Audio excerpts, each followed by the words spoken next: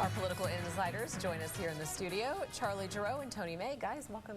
All right, big issue on the ballot today is the Supreme Court. And these guys could end up deciding pension reform in the state. They could decide a lot of issues, Rob, and they have. I mean, the Supreme Court of Pennsylvania is the court of last resort for most issues in the Commonwealth.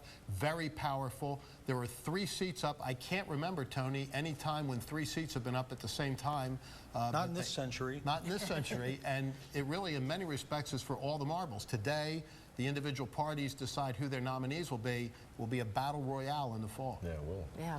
And the pension is probably the biggest issue that will get to them first and have the, I mean, it's going to be a multi-billion-dollar decision, whatever it is. So that's enough reason to go out to vote. There's still time. It's only 5:30. Gee, you know. 2.5 hours. They could swing the election just by going out to vote now. Yeah, That's absolutely. Right. Let's go over to Philadelphia. A huge race there, Tony. Well, this is it's the first time Michael Nutter is not running on the ballot in 8 years.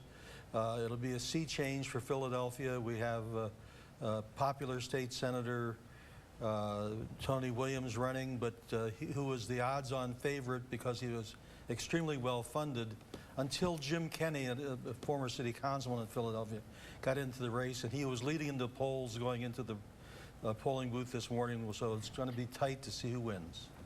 What's your take on that, Charlie? Pretty much the same as Tony's. What's interesting there, though, is that Jim Kenney had a very sizable lead. It wasn't just a lead. He had almost a 2-to-1 lead over the other challengers, including Lynn Abraham, the former district attorney there, and, as Tony mentioned, State Senator Tony Williams. All right, local races you both are watching today. I'm looking at Harrisburg City Council, 4 of 7 seats up. So it's the control of the way council is going.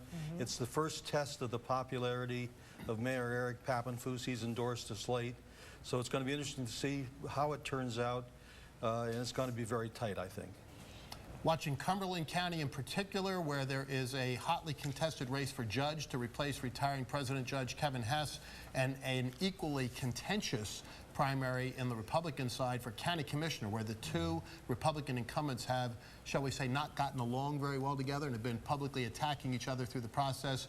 A couple of other candidates running independent, one linked up with one of the incumbent commissioners. So it's going to be very, very interesting to see who the Republicans choose tonight to represent them in the fall. Okay. All right, can't emphasize enough, if you haven't voted yet, there is still time to get out there and vote tonight. You have until 8 o'clock, and you can see our political insiders every Tuesday right here on CBS 21 News at 5:30. And Sunday mornings at 11:30 for CBS 21's Face the State, right after Face the Nation.